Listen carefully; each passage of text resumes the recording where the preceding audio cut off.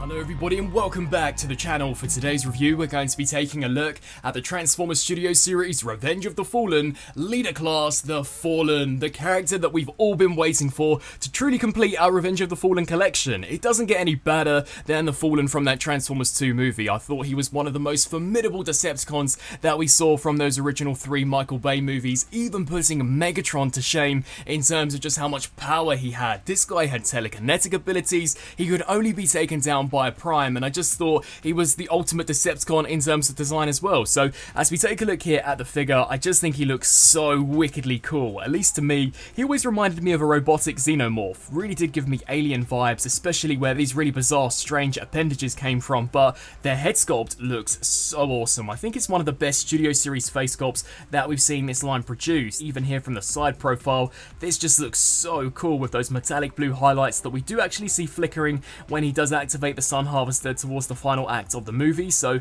that all looks awesome. And I think the red translucent eyes that we have too also look wicked. Now we do have this massive membrane section here at the top, and as we come around here to the back, you can see that's been fully cast out of this translucent orange plastic, which I think also looks really impressive. Even here from the back, they've fully detailed the spine of the Fallen. We've got these really strange appendages which have been sculpted and painted front to back, and they just look so cool the way these tendrils attach onto the underside of the arms. Now for the shoulders, we do get some burning orange highlights, much like we saw in the film. The Fallen did have this almost lava effect going on internally, and I think they've done a pretty decent job in replicating that. Now for whatever reason, the arms and shoulders have been cast out of a smoky, dark, transparent plastic. It doesn't look bad, but it is a rather strange choice, and I am hoping that it holds up over time, especially considering that the elbow joint is locked in between 2 pieces of transparent plastic, but it seems thick enough, and it's definitely not something that I'm that worried about as we speak. But the side of the forearms have got these really cool silver highlights. I imagine these would be missiles or perhaps some form of hidden spike weaponry for him to deploy when in battle.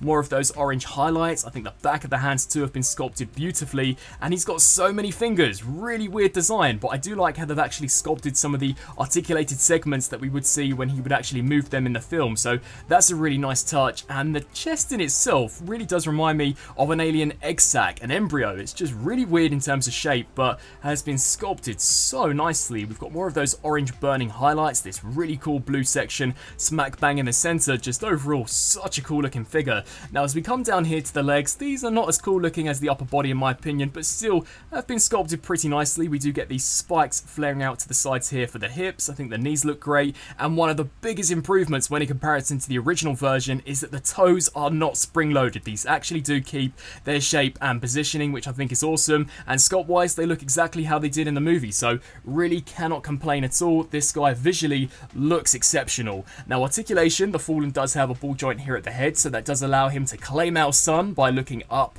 He can also look down, tilt side to side, and rotate left to right, so a great range where that's concerned. The shoulders, if you actually have the appendages attached to the arms, are slightly limited, so they can bend, I'd say, roughly to 90 before you start putting way too much pressure on these ball joints, but still, that's pretty dynamic. They can also hinge backwards. As you guys can see, it has popped off. I'll go into more detail in regards to those in just a second, but we do get a full rotation here at the shoulder, a hinge joint which goes in and out, as well as a bicep rotation, a double joint here at the elbow which can bend way past 90, and the Fallen's face has just fallen off, so let's peg that back on.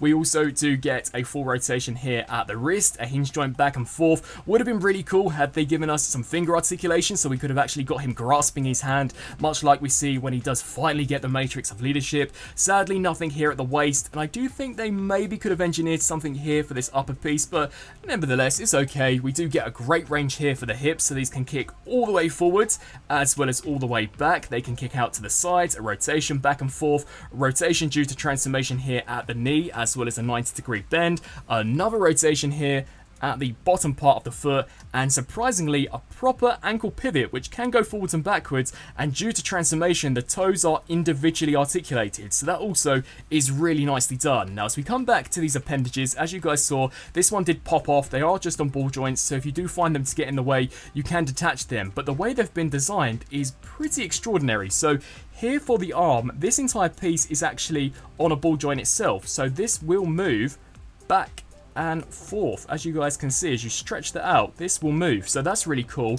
And as you can see, as you bring the arm back, the appendage will extend backwards. As you bring it forwards, it will hinge forwards. As you hinge it out, it will hinge up. So I think they've been really nicely designed. One thing that is worth mentioning is that due to transformation, they do detach. So when you are articulating him, I'd recommend giving this midsection a pinch just so they don't go anywhere. But even with them attached, you can still get him into some pretty dynamic poses, so you really can fully erect those arms for the Fallen to claim the sun, which I thought was really well done. Now, in terms of accessories, this guy does come with a staff, which sadly at the time of this recording I don't have, but he does actually include a removable faceplate, much like we see in the movie. So when Optimus is slaying Megatron, Starscream, and the Fallen towards that final battle, he does rip off the Fallen's face. He commands the Fallen to give me your face, and that's exactly what you can do with this figure. So you can literally pull that faceplate clean off, and there we have the internal robotic endoskeleton of the Fallen, and I just think that looks so wickedly awesome. The entire head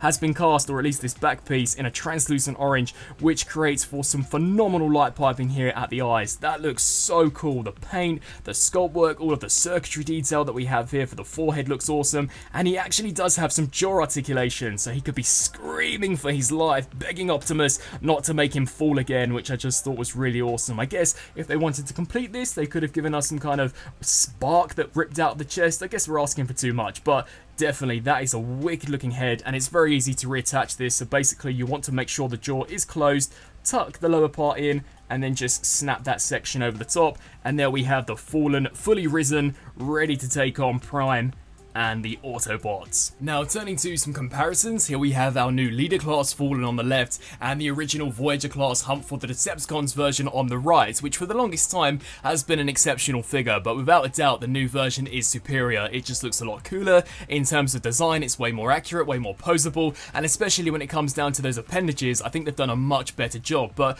I was quite intrigued to see what the scale difference would be between these two, especially considering that original Voyager, when it came out, was a pretty big figure. But as you guys can see, the new Leader Class version is bigger than the old Voyager, so that's pretty neat. And when we bring out some of the Studio Series figures in just a second, you'll be able to see just how big this figure truly is. But as we take a closer look here at the details of the face, this looks really cool, but it's all about that removable face piece that I wanted to show you guys. As you can see, this looked really nicely done, but this one is just way cooler and way more movie accurate when in comparison to the original version. Now, Studio Series comparison wise, here we have the Fallen alongside the Revenge of the Fallen Deluxe Class Sideswipe. He is massive. He really does dwarf our deluxe figures, which I think is to be expected. The Fallen was one of the biggest Decepticons that we saw from those live action movies, so that's awesome to see. Here he is next to the Revenge of the Fallen Deluxe Class Bumblebee, Voyager Class Optimus Prime, and I think the scale here for the most part is pretty well done. Maybe the Fallen should just be a smidge bigger, but yeah, this doesn't work out too badly at all in my eyes. Voyager Class Revenge of the Fallen Megatron, Starscream, Leader Class Grindor, Dark of the Moon Shockwave, jet-powered Optimus Prime with all of the DNA design upgrades, but looking awesome. I think scale-wise this is very accurate to the movie, but of course ultimately Optimus does rip the Fallen's face off and kills him pretty much instantly. And finally, the Leader Class Jetfire, which I think is one of the biggest Studio Series figures that we've seen so far. And as you guys can see, the Fallen is even bigger than Jetfire, and I do actually have the legs extended a fair amount, so if I were to hunch him, the Fallen would still be even bigger. One thing I will mention, however, is that Jetfire just feels heavier mass-wise, and engineering is worlds apart. Jetfire is way more complex when in comparison to the Fallen, and I know they're going to include the staff with this guy, but I do think perhaps they could have also packaged in his spark, or maybe the Matrix of Leadership, as those were two pretty important things in the movie, especially to the character. But nevertheless, I do think the scale here once again works out to be pretty sweet. Now, turning to transformation, considering the Fallen is a character that never actually transformed on screen, much like some of the Bumblebee movie figures we've seen, it really did allow Hasbro to have complete creative freedom, and basically what they did was borrow the engineering from the original figure. So this guy transforms in basically the same way. So to kickstart things off, you're going to want to take these spike pieces and just slide those down like that. What we will then do is spin our attention here to the back and detach these appendages from the midsection here of the torso. So just bring those down and round. What we can then do is compress the toes on both sides. I would then recommend bringing the shoulders up, just like that. And now what you want to do is where these orange highlights are, basically just pop this section here forwards. This will extend and cover the top piece here of the Fallen's head sculpt, creating basically the cockpit for the alien jet mode. Now as we come up here to the shoulders, much like on the original version that we saw released in 2009, we do get some slots here at the top of the shoulders that these tabs are going to peg into. So you just bring these back, rotate here at the bicep, and then just align this up until that there does snap into place. Rinse and repeat the same process here for this side. So bring that bicep up, hinge this section here down until that does snap into place. We can then rotate the wrist around, something like that. Now here for the legs, these transform in the same way as the original toy. So you'll want to hinge outwards here at the hip, rotate at the knee so it's facing inwards, and then finally take the foot and rotate that section outwards. Super nostalgic transformation. Do the same here for this side. So just hinge that back. The only thing that is really different is now we'll come around here to the back and disengage this entire section, swing this around, and this tab will peg into this slot. So just hinge this section here all the way around, split the legs until they do snap into place. Now here on the knees, there are some tabs that will peg here into these slots. So just snap those in there. Do the same here for this side. Flip your attention round, and here on the feet there are some tiny slots that this tab will peg into. Now this can be a little difficult as there are various different hinge joints that you'll need to manipulate, but basically just align this appendage up and snap that there into the foot. Come round to this side and rinse and repeat. Here's hoping that it doesn't actually detach. So just snap that section in there. And here we have the Fallen fully transformed up into his Cybertronian alien jet mode. And it's okay, I mean it is what it is. Basically the character never transformed in the film, so they've just given him whatever they could come up with, and I guess if you call it a Cybertronian jet mode, it's kind of passable, but truth be told, it does look horrific. What I would have loved to have seen them to do would be maybe to get him transformed into the Sun Harvester. I know that's a complete bonkers and crazy idea, but I think it would have been neat, but this looks okay. I do like some of the new additions that we have when in comparison to the original toys, such as these appendages. It does create for an almost xenomorph alien spider looking thing, which looks alright, but it is really all about this new cockpit, which wasn't visible in the bot mode, so we do get this really nice translucent orange plastic, which looks great, as well as this almost claw-like mandible thing. I don't like the way the hands just kind of stick out to the sides. It was similar to the original version, I guess, and I do like how the chest piece does actually come up and over to conceal the robot mode head, and the arms look okay, as so do these sections, but the feet do just flare out to the sides. Here from the back, it looks like a mess, although considering the head has now become essentially the thruster, I don't think that there looks too bad, but definitely not the mode that I'll be displaying this guy in, and I think out of all of the Studio Series figures we've seen, this is by far one of the weakest and strangest alt modes that has been released so far. Now for a comparison, here we have the Studio Series version alongside the original Hunt for the Decepticons release, and as you guys can see, basically they are the identical jets. The arms fold up in the exact same way, the head is in the same position, the cockpit looks the same, as so do the hips. The feet are pretty much identical in this form, as so are the legs. It really is just those appendages which are the marked difference, and of course the colour scheme. This does look slightly cooler than this, if I'm going to be honest, but this lacks the landing gear that this version had, but that's really just a minor critique. In terms of size, however, the Voyager, at least in this mode, is pretty much identical to this release, with anything the feet being maybe a tad bit bigger on our Studio Series, but there really isn't much in it at all, so it is quite cool to see how this does compress, as it is significantly bigger